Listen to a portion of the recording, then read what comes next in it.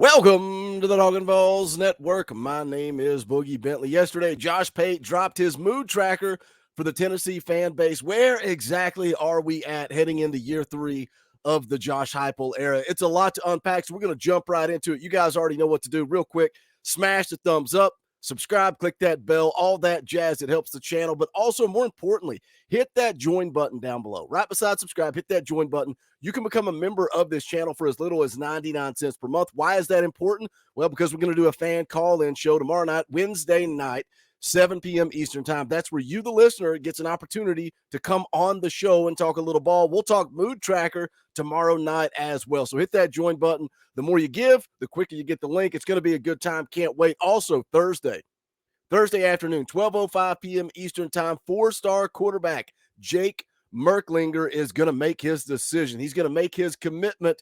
What do you guys think? You want a video or do you want to do a lunchtime live stream counting down to that commitment? Hit the comment section and let me know, and we will decide and go from there, and I'll let you guys know tomorrow. But let's jump right into it. Let's take a listen to Josh Pate on the Tennessee fan base mood tracker. Tennessee fans have taken up surfing in a way. And for a long time, they have tried to get up on the wave that they once upon a time were on. They knew how to surf, at least in the SEC. They knew how to be on the top wave of college football. And then they fell, and their board hit them in the head, and they were in the wilderness for a long, long time. And there were some brief, faint radio transmissions from out there in the ether, and you thought, is Tennessee back? No, Tennessee's not back. Never mind. No. There's a trash can on the sideline. Third down for what? So, we've talked about this so many times on the channel. My generation, people that are my age, we've experienced the highest of highs, the national championship in 98, and the lowest of lows. Derek Dooley, Lane Kiffin leaving in the middle of the night, Jeremy Pruitt, NCAA investigation. That may have been the absolute rock bottom. Some of you young guys, the wide range of people that watch this channel, from teenagers to people in their 60s and 70s. Some of you young guys don't know. You never experienced it. But since Philip Fulmer left, this Tennessee football team has done absolutely nothing. Nothing. And I know we talk about, Butch Jones was close. Tennessee has not won an SEC championship since they went back-to-back in 97 and 98. Yeah, they won the division a couple of times, handful of times, 2001, 2003, 2004, and 2007. But they've not won a conference championship since Philip Fulmer left. That's over 20 years ago. So what should our mood be going into year 3? All the failed coaching hires. We kind of talked about it previously on the live stream with Eric Kane. Sometimes you got to see it to believe it. Is Josh Heupel going to get it done at Tennessee? I'll take 11 wins in year 2. What should we expect heading into 2023? It was failure after failure after failure. Derek Dooley's wearing what color pants? And all of a sudden, they beat Alabama last year. And all of a sudden, the dam broke. And here comes the wave. And the mood around Tennessee right now is ride the wave as long as we possibly can. And they have earned it. That fan base has earned it. They deserve it. It took a long time to get up on that board. But you see, there have been other programs out there that were in the wilderness for a little while, and they'll all tell you, once you finally get back up there, that struggle, it just makes you appreciate the here and now. It makes you appreciate the success a little bit more. That sounds familiar because it reminds me of last season, what I kept telling some of you young fans in the audience. Enjoy it. Soak it in. Enjoy the ride when Tennessee was at the top of the mountain, sitting number 1 in the college football playoff rankings. Enjoy that ride, because I took it for granted. Watching a national championship in 98 as a high school kid, I enjoyed it. I enjoyed the moment. I'll never forget who I watched it with. I actually watched it with 2 Florida State fans. It was amazing. I loved it. Enjoyed it. I didn't appreciate it because winning and success back in the 90s was it was the norm. When you played Vanderbilt, you played Kentucky, you played South Carolina, you didn't worry about it because you knew that Tennessee was going to go take care of business. So now I tell you, if Josh Heupel gets us back where we belong, soak it in, enjoy it, appreciate it, all you young fans out there, because national championships and apparently SEC championships don't come along very often. Let's hear some more here from Josh Pate.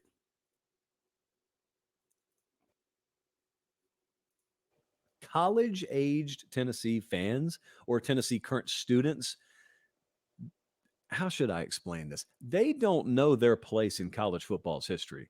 They've been institutionalized, okay? They've been in this little self-made college football prison where you're hoping to get to the Gator Bowl and you fantasize about what it would be like to win 10 games. And that is not Tennessee, okay? That's been Tennessee in your lifetime. Tennessee is supposed to compete for a national championship. Yes. That's where they're supposed to be. That's the conversation they're supposed to be in. Now, you got institutionalized because you watch a bunch of very, very subpar excuses for Tennessee football be trotted out in front of you on Saturdays in the fall. And so you came to be convinced, and a lot of people tried to their part to convince you that Tennessee can't be that anymore. Remember that conversation? The game has just changed. Tennessee can't recruit well enough. I remember when we had Josh Heupel on the show last year, and he didn't let me get the sentence out of my mouth. And I wasn't even making it my argument. I started to make that whole Tennessee can't recruit well enough point. And he said, "Do you see my face? That's how disgusting that sounds to me." That narrative has changed. That narrative is gone. Josh Heupel has destroyed that. He single-handedly destroyed it with one Nico Iamaleava. And even a year prior, the class of 22, adding those key pieces, that was, you don't want to give a guy a free pass ever when you demand perfection, but you almost had to give Josh Heupel a free pass in that class of 22 because of what he was up against. You know, the looming NCAA investigation, everybody's saying they're going to drop the hammer on Tennessee.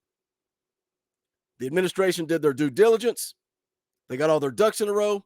They cleaned house. The players are gone. The coaches are gone. I don't think they're going to face any type of postseason ban. You got to give credit to this administration for the way they handled that.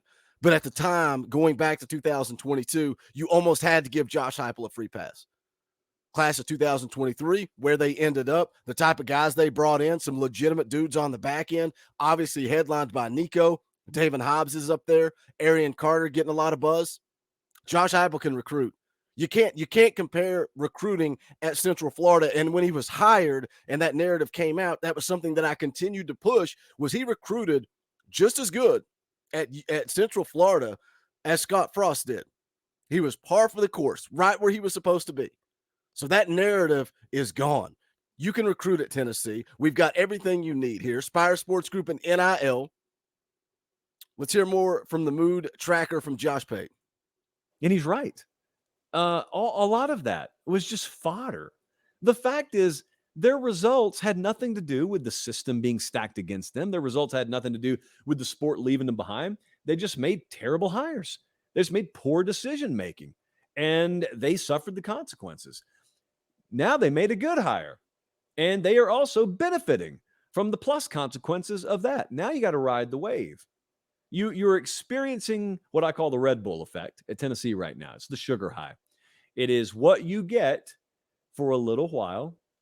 There is a finite amount of that energy and that sugar high and that Red Bull effect before you've got to, put together something that is sustainable. That's what we can't know yet. We know Tennessee looked really good last year. What we can't know is how sustainable is this? Are we going to look back as we've talked about spring practice all the last week? We've talked about the depth chart. We've talked about how much young talent is on this football team. I just think you got to go do enough in 2023. I don't think you have to win 11 games. I think if Tennessee goes out, they win 9 games, I think they're going to just be just fine to continue that momentum in recruiting. And that's the key.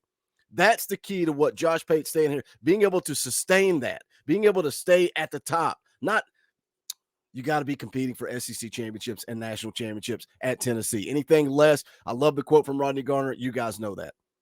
But in order to keep yourself in that fight, in that competition, competing for the SEC East, you've got to continue to build those recruiting classes.